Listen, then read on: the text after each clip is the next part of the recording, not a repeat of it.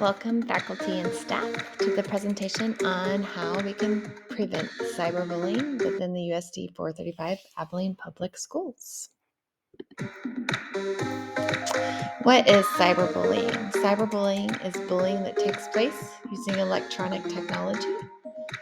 Simply put, cyberbullying is the repeated use of technology to harass, humiliate, or threaten, and that comes from Holiday of 2010. Essentially, anything that is posted online that's intended to hurt or upset someone else, regardless of what the topic is considered to be cyberbullying. Things such as students replying to Facebook posts or Instagram posts, or students sending text messages that have comments or messages that are meant to be hurtful to those students. So, cyberbullying and our students in particular, it's important to know that cyberbullies are among U.S. students commonly use aggressive and pejorative words, threats, profile hacking, and photo sharing without consent of those students. 64% of the victims who receive an aggressive instant message say they know the perpetrator from in-person situations. And that is from the First Sight Guide of 2022. Amongst our students, things that are high percentages of experiences with cyberbullying include personal appearance, which was at 61%, seems to be the most common reason for cyberbullying, followed by intelligence at 25%, and that was also from the First Sight Guide of 2022. Amongst our students, girls and younger adults are more typically, younger students are more typically to be cyberbullied by bullies, as well as students who have special needs. 10 forms of cyberbullying include exclusion, harassment, so excluding others from conversations about them or creating group chats without the students involved, harassing them by comments and statements, outing them, cyber stalking, where they won't leave someone alone and you continue to send messages, go to the profile, raping, fake profiles, creating profiles that aren't actually the student and pretending to either be a student or someone else, dissing, trickery, trolling, which happens frequently within video games, as well as catfishing, pretending to be someone that you are not in order to engage in conversations with someone online, and then oftentimes using those conversations against those people. And that came from Kaspersky of 2016. The impact of cyberbullying on our students. Schools that did not allow their students to use cell phones had reportedly higher rate of daily or weekly cyberbullying, which was at 16.4% of schools, than did schools that allowed cell phone usage, and that was at 9.7% of schools. And that was from the U.S. Department of Education in 2019. I thought that was an interesting fact to think about, as I know within our own schools, we have taken cell phone usage out of the picture for our students, and this made me question if that for sure is we are doing the right thing. Anywhere from 1/3 to 1/2 of youths have been targeted by cyberbullies, and those experiences produce damaging consequences. Those can include everything from a decline in academic performance to thoughts about suicide, mental instability, social anxiety, hopelessness on part of that student that they're never able to recover from those images and rumors that have been spread about them, which could possibly lead to further damaging results such as alcohol and drug abuse, as well as suicide amongst teens.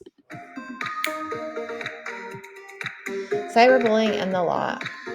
As of January of 2015, 49 states, all but Montana, have enacted bullying prevention laws, and that came from Hinduja and Patchen of 2018. A few states formally criminalize cyberbullying. That is, they specify criminal sanctions such as fines and even jail time for the conduct. Many cyberbullying behaviors, however, already fall under existing criminal such as harassment, stalking, felonious assault, certain acts of hate or bias, or civil legislation as well, which could be things like defamation of character or causing emotional distress. When we are thinking about preventing cyberbullying in schools, there are some specific things that Hinduja and Patchen recommended that schools partake in. That would be providing specific definitions of harassment, intimidation, and bullying. Again, coming from my behavior background, I can relate to this as being very specific with what we are identifying so that there leaves no room for any lack of understanding. Having graduated consequences and remedial actions in place so that if the bullying continues, we have a flow chart of consequences that we are following, as well as actions that we can put into place to remedy the situation. Procedures for reporting for both students and staff, procedures for investigating those situations when they do happen, so that there again is guidelines and stipulations that we follow step by step in order to prevent from misstepping or allowing something to fall away and not be investigated fully. Language specifying that if a student's off-campus speech or behavior results in substantial disruption of learning environment or infringes on the rights of other students, that student can be disciplined. And this was a really tricky one right now within the research that we read, because some of those situations are still thought of as them invading a certain student's right to speech in the First Amendment. However, if it causes disruption within the learning environment, schools have the right to go ahead and act upon that. And again, I reflect upon that's where I think it's important that we do have a specific definition and procedures for following that. Finally, implementing procedures for preventing cyberbullying. And to me, that means what can we do to educate our students to help prevent it, as well as what can we do with our staff to be able to identify within our staff of how we can prevent some cyberbullying. So let's go ahead and take a look at educating our students. Bullying can be contagious and spread like a virus or a disease. That is if we don't stand up against it. I thought this was a good comparison because we know that all it takes is one person to touch another person to spread a disease, which is a lot like all it takes is one person to spread a rumor, and then especially through social media nowadays, those rumors quickly grow and spread like wildfire. Ideas to encourage our students to action within our schools would just be to report to the school when something is happening, collect evidence, screenshot it, take pictures so that it's there to reflect upon, report to the site that it's happening on and the app and the games. I know also in the research, it talked about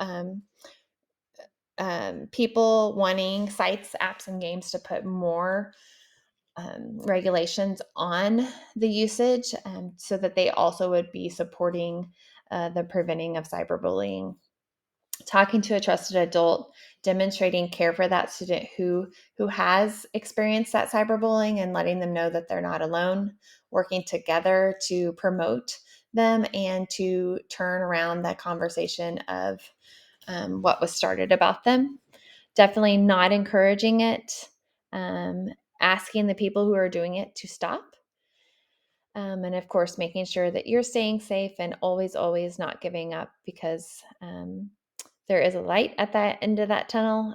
Sometimes it's just really hard to get through it, but we can get through it as long as we continue to advocate and provide preventative measures for our students. Review of our current USD 435 policies.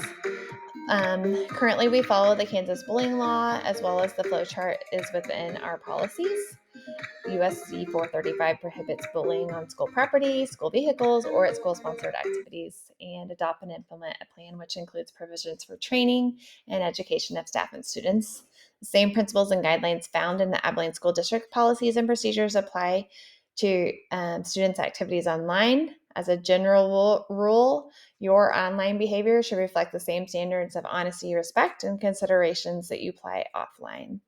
Remember the 4 concepts of know and follow the rules, post only respectful content, and protect the privacy of others. Be honest and accurate.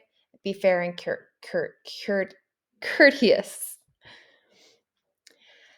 So finally, I'd like to thank you for listening to me tonight. I hope that as staff of USD 435, we can look at ways to be more preventative within our classrooms, as well as outside of our classrooms, reviewing the current policies that we have and thinking about ways that we can add to those policies and continue to increase the safety of our students and their proper usage of social media and the internet.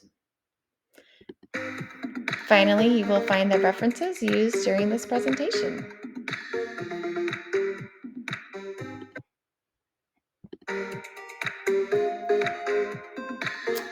Thanks for listening. Hope you have a great night.